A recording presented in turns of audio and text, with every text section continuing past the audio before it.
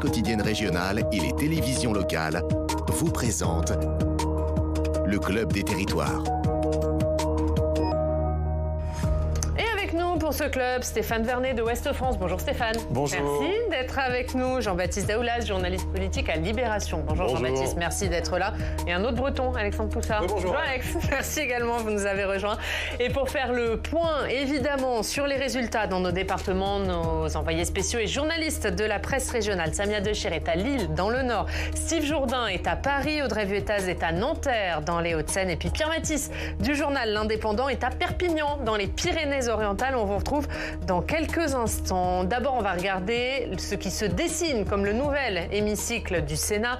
On le rappelle, ce sont des projections puisque les sénateurs ont quelques jours pour s'inscrire dans les groupes. On a donc fait ça à partir des déclarations des présidents de groupe. Les Républicains qui pourraient perdre quelques sièges, les centristes, eux, qui pourraient en gagner environ 3 ou 4, les socialistes qui devraient également gagner quelques sièges ou au moins se maintenir. C'est ce que nous disait à l'instant Patrick Caner, les écologistes qui sortiraient également gagnants. 4 sièges a priori, les communistes qui pourraient également gagner 2 ou 3 et Renaissance qui en perdrait.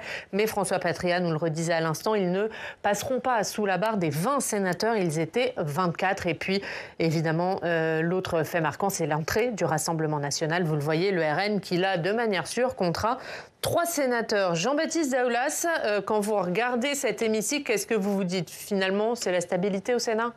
C'est une fausse stabilité, parce qu'en fait, dans ces cas-là, ce qui est assez passionnant quand on regarde, c'est qu'on a l'impression que les forces restent globalement assez inchangées, puisque ça se joue à 3 ou 4 sièges à peu près à chaque fois. Mais c'est toujours passionnant de regarder vraiment dans les détails ce que 3 sénateurs du Rassemblement national dit sur le changement aussi sociologique et politique des petits élus qui sont pas, c'est pas tous des gens encartés Rassemblement national qui ont voté pour ces 3 sénateurs, donc c'est assez passionnant sur ce que ça dit sur ce que ça dit d'eux. Ce qui est assez passionnant, c'est de regarder également l'évolution du rapport de force intra-majorité sénatoriale, où on voit que les Républicains, qui sont sur une ligne très dure sur des sujets comme l'immigration, à travers la voix de leur président Bruno Retailleau, ils vont être sans doute amenés à transiger avec des centristes beaucoup plus modérés qu'eux. Voilà, ça va être c'est plein de micro-détails qui sont assez passionnants à regarder et à disséquer en détail. Et on va évidemment les détailler, mais peut-être d'abord un mot sur l'ensemble finalement de ce qui ressort hier de cette élection sénatoriale. Qu'est-ce que vous retenez, vous, Stéphane? Que finalement, évidemment, ça bouge à la marge, mais que dans l'ensemble, on est quand même sur une stabilité sénatoriale? Oui, c'est ça. On savait qu'il y avait assez peu d'enjeux, que les lignes allaient peu bouger, peu évoluer, mais je suis complètement d'accord avec Jean-Baptiste. Ce qui est intéressant, c'est que on voit qu'il y a quand même un tout petit recul ou une stabilité qui est quand même une forme de victoire pour les Républicains, mais surtout une progression du bloc centriste centre-droit, entre l'Union centriste, Horizon. Et je pense que ça, c'est intéressant pour la suite. Alors, bon, il y a l'épiphénomène l'épiphénomène, non, c'est pas un épiphénomène. Il y a l'entrée de 3 sénateurs Rassemblement national. C'est le retour du Rassemblement national au Sénat, parce qu'il y avait déjà eu des sénateurs Rassemblement national au Sénat, donc c'est pas une entrée.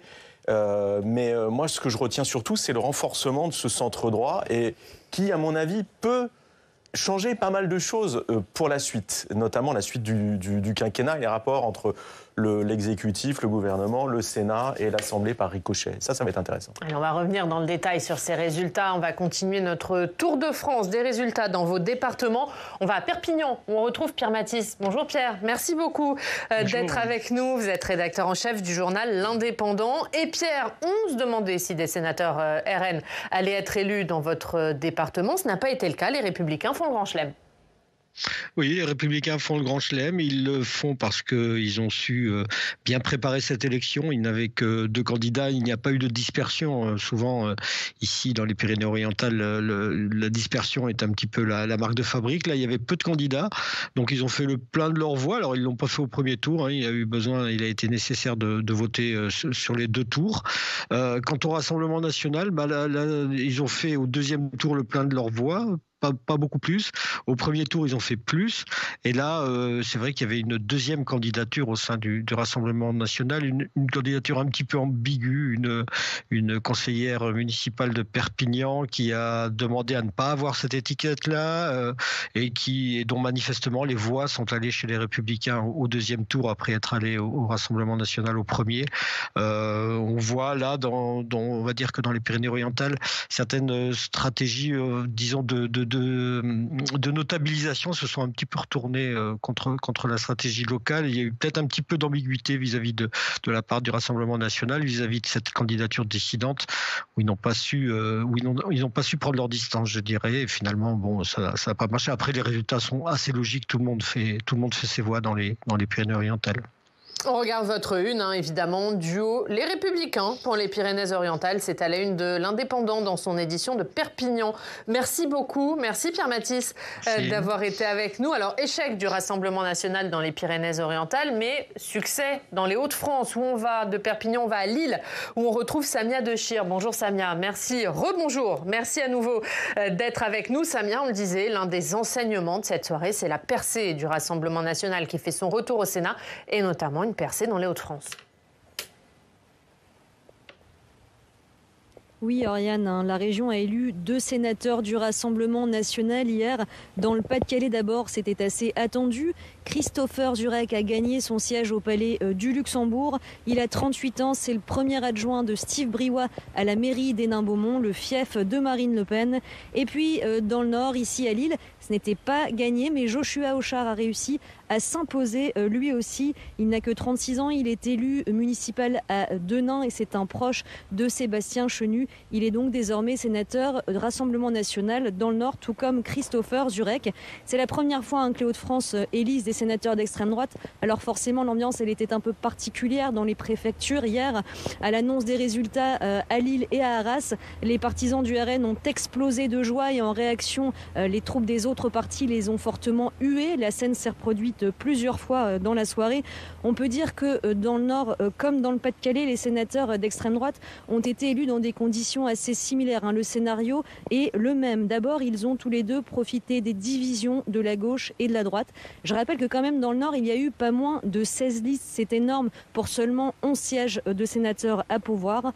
Mais leur victoire, ils la doivent sans doute surtout au vote des maires ruraux sans étiquette. Et même s'il faudra sans doute attendre une analyse plus profonde des résultats pour le confirmer, a priori, ce sont ces maires ruraux sans étiquette qui leur ont apporté les voix qu'il leur manque, puisque le parti n'a pas assez de conseillers municipaux pour faire élire seuls des sénateurs. Et donc ce sont probablement ces maires ruraux qui lui ont apporté les voix de grands électeurs qui leur manquent. Et pour les convaincre, les candidats RN ont vraiment sillonné leur département et ça a visiblement payé puisqu'ils ont beaucoup progressé en nombre de voix.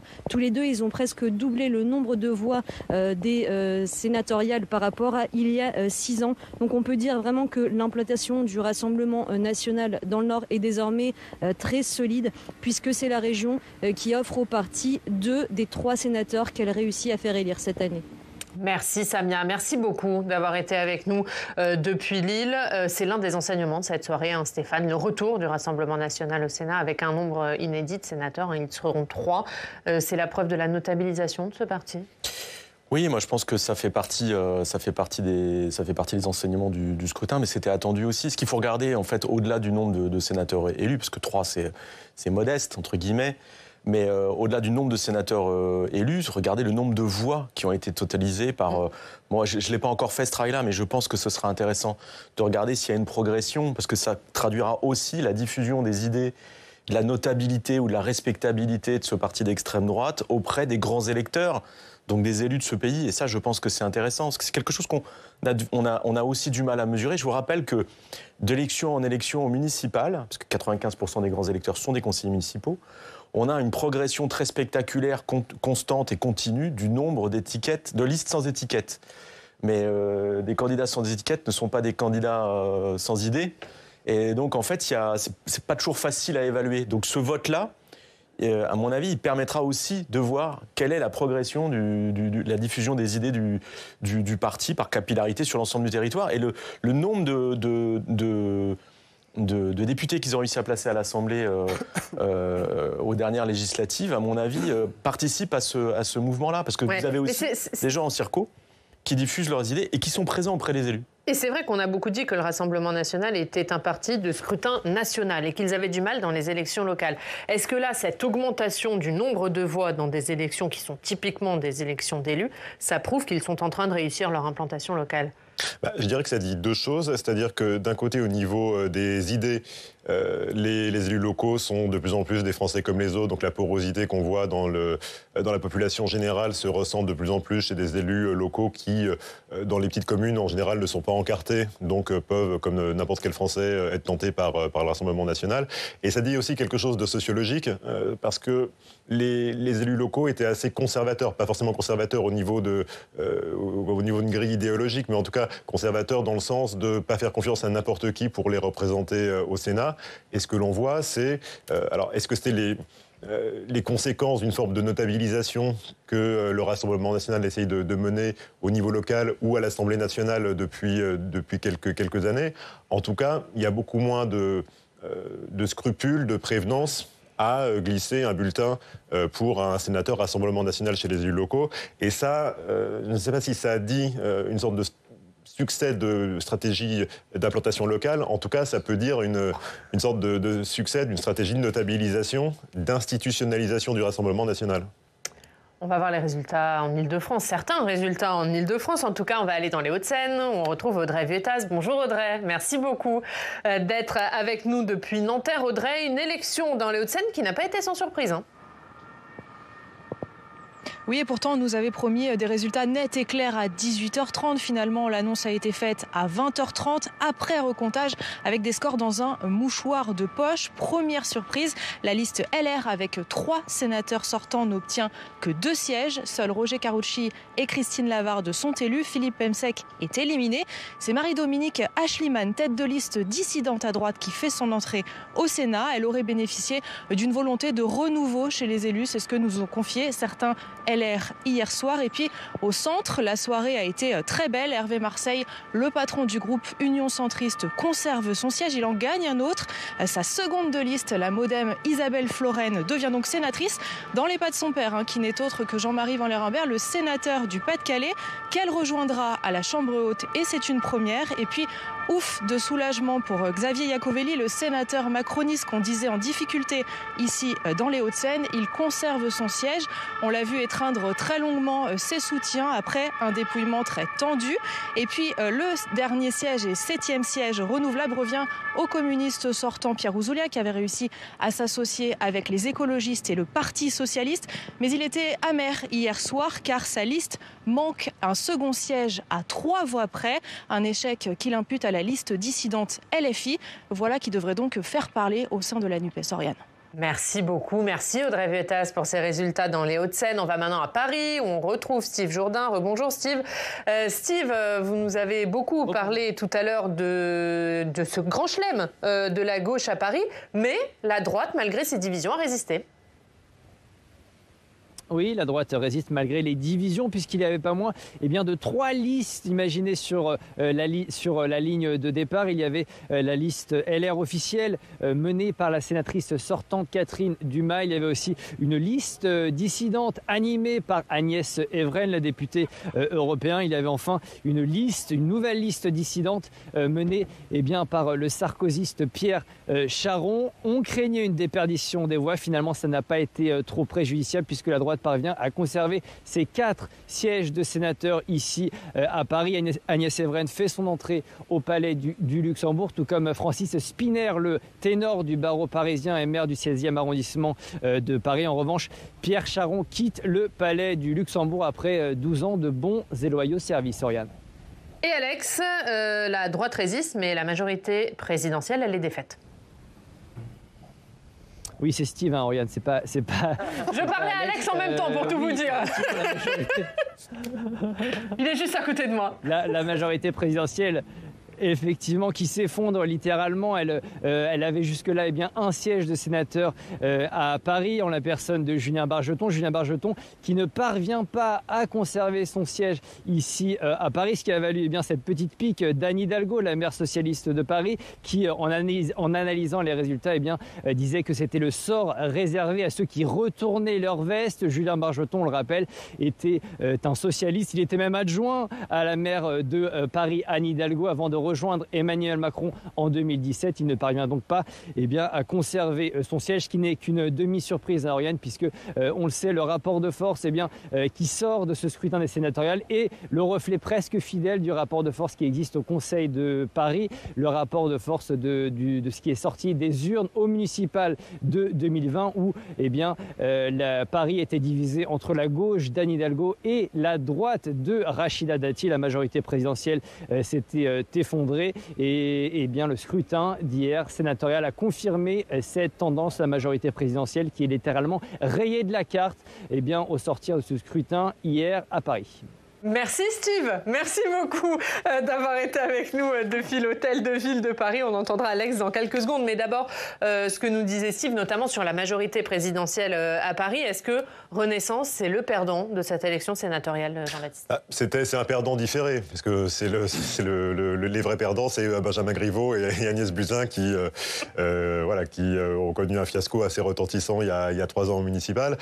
Même si il y a eu quand même quelques coups fourrés. Julien Bargeton, je pense, n'est pas forcément sorti très soutenu par toutes les composantes de la majorité présidentielle. Il y avait cette liste dissidente LR de Pierre Charon, dont certains disent qu'il entretient quand même d'excellentes relations avec certaines personnes dans l'entourage d'Emmanuel Macron aussi, ce qui a pu laisser penser à certains autour de Julien Bargeton que toutes les voix macronistes ou de la majorité présidentielle n'étaient pas forcément derrière lui. Je pense qu'on le saura. Les deux ont été éliminés.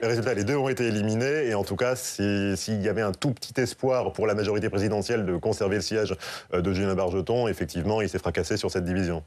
C'est un échec, Stéphane, pour Renaissance. Alors, au-delà de Paris, c'est un échec où le fait que François Patriat nous dise tout à l'heure qu'ils vont réussir à se maintenir au-dessus des 20 sièges, finalement, c'est presque un soulagement. Oui, c'est les deux. C'est-à-dire c'est un échec limité, on va dire. Voilà. En fait, un des enjeux de ce scrutin, c'est ce qu'a très bien dit Steve Jourdain dans sa chronique quand il cite Anne Hidalgo, qui dit que Julien Bargeton paye le fait d'avoir retourné sa veste. Et en fait, dans ces sénatoriales, parmi les sénateurs Renaissance, vous en aviez un certain nombre qui sont d'anciens socialistes et qui se sont convertis au macronisme. Alors, il y a de l'inertie au Sénat. Le temps est très long, en fait. Donc, on a un certain nombre de grands électeurs qui ont mis du temps à réaliser qu'en fait, en réalité, Emmanuel Macron n'était pas socialiste. Et que ces gens qui venaient de la gauche avaient finalement basculé ou dérivé lentement vers un centre droit ou une droite très affirmée. Et il y avait un risque de correction. Il a eu lieu, mais il est très limité. Parce que s'il n'y a que 3 sièges qui sont perdus sur les 24, on peut dire que voilà. Donc c'est un échec pour la majorité qui définitivement n'arrive pas à s'implanter dans les territoires, n'arrive pas à progresser logiquement au Sénat. Donc de ce point de vue, c'est un échec, clairement. Et en même temps, il est très limité, puisque ce n'est pas non plus une correction. On va écouter juste, Jean-Baptiste, qu'en pense Franck Riester. C'est le ministre chargé des relations avec le Parlement. Il était, il y a quelques instants, l'invité de Sud Radio. Vous savez que le sénatorial, c'est le fruit des élections locales précédentes. Oui. Et c'est vrai qu'on n'a pas gagné les élections municipales, départementales et régionales. Donc on ne pouvait pas gagner les sénatoriales. Donc on avait des ambitions raisonnables. On va perdre quelques députés au groupe au groupe RDPI, mais on a aussi des belles satisfactions. Je pense à l'Orne, je pense à la Loire, je pense à un certain nombre de départements où on a gagné et on a quelques défaites qu'on regrette évidemment, mais au niveau du Sénat, c'est une grande stabilité. Bon, tout va bien si on écoute Franck Riester, Jean-Baptiste. Tout va pas si mal que ça, effectivement. Perdre juste une poignée de sénateurs quand on sait la calamité, effectivement, qu'ont été les municipales 2020 pour les macronistes, c'est pas si mal. Mais c'est vrai que pour continuer sur l'idée de Stéphane, sur cette force d'inertie qu'il y a au Sénat, où il y a toujours quelque chose de différé, je trouve que le triomphalisme d'Anne Hidalgo sur ces bons résultats, qui reflète le triomphe de 2020 pour les socialistes, est un peu anachronique aussi, puisque faut quand même se dire que dans la foulée de son score fabuleux à la présidentielle, les socialistes n'ont plus un seul député à Paris. Le rapport de force dans la majorité municipale est en train de changer énormément. La France Insoumise, qui est restée à la porte en 2020, est aussi en train de se renforcer à bas bruit. Donc, si vous voulez, la majorité de gauche en 2026, potentiellement, reflète plus du tout ce rapport de force en faveur d'Anne Hidalgo, les socialistes. Et on va parler justement de la gauche. Alex, d'abord un point avec vous, parce que les élections sénatoriales, on le dit, elles sont marquées par la stabilité, mais il y a quand même des équilibres qui vont évoluer. Oui, il y a des équilibres, notamment à gauche, puisque le bloc de gauche au Sénat va être renforcé. Les écologistes et les communistes vont gagner quelques sièges. Les socialistes également pourraient en gagner quelques-uns. En tout cas, ce groupe socialiste est conforté. Et ce qui va être intéressant à regarder au sein de la gauche sénatoriale, c'est de voir l'influence de la ligne politique de la NUPES, cet accord électoral de l'an dernier autour de la France Insoumise aux élections législatives.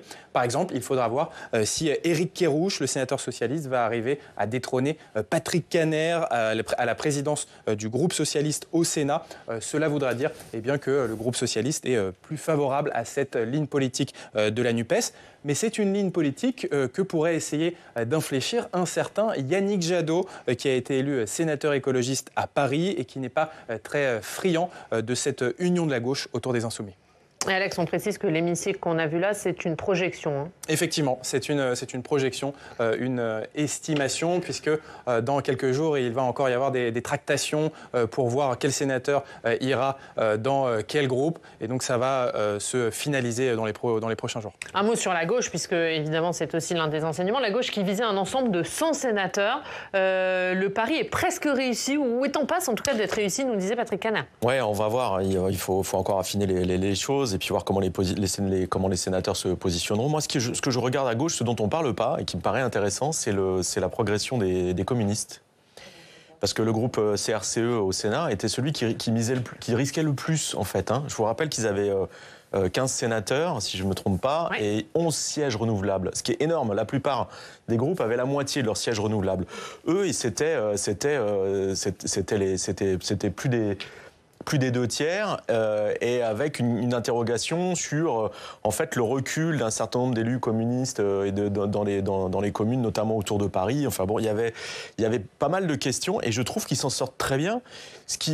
Et il y avait même une bataille entre guillemets, évidemment, entre écologistes et communistes pour savoir qui allait réussir à passer devant l'autre. Alors avec la volonté des écologistes de passer devant les communistes, mais ça c'est de la guéguerre interne. Enfin, je veux dire, en termes de symbolique, oui peut-être, mais je trouve que les communistes s'en sortent a priori beaucoup mieux que ce qu'on pouvait imaginer. Et je suppose qu'on peut y voir la marque aussi des alliances qui ont été faites dans une quinzaine de départements. Et je pense que les communistes avaient tout intérêt, effectivement, à ces alliances-là, parce que sans alliance, je suis pas sûr. Sans LFI, pardon. Ouais, alors, c'était pas une étiquette NUP, sans LFI. Est-ce que là aussi, ça veut dire quelque chose? Je trouve ça rigolo. Est-ce que vous avez votre collègue tout à l'heure, je suis désolé, j'ai oublié son nom, qui était en Seine-et-Marne, en Haute-Seine, pardon. Ah, Audrey Pétage. Audrey, merci. Qui disait qu'en fait, la gauche avait perdu un siège à cause de la liste dissidente LFI. C'est pas une liste dissidente, c'est à partir du moment où l'ensemble de la gauche unie n'a pas voulu y aller avec la France Insoumise. La France Insoumise a joué son jeu. Alors, ce qui est intéressant, c'est que les Insoumis savaient très bien qu'ils n'avaient aucune chance d'avoir un sénateur ou une sénatrice élue. S'ils y sont allés tout seuls, partout où ils le pouvaient, c'était aussi pour montrer une espèce de capacité de nuisance. Et ça montre bien comment les rapports entre les uns et les autres, là, il va y avoir quand même quelques réglages à faire, avec une situation quand même très rigolote ou très intéressante, c'est que à l'Assemblée, la force de gauche qui domine de la tête et des épaules, ce sont les Insoumis. Et au Sénat, ils y sont toujours pas. Et donc vous allez avoir 2 chambres avec 2 espaces à gauche qui vont devoir apprendre à dialoguer. Et avec une recomposition. Et ça va être un petit peu compliqué, je pense.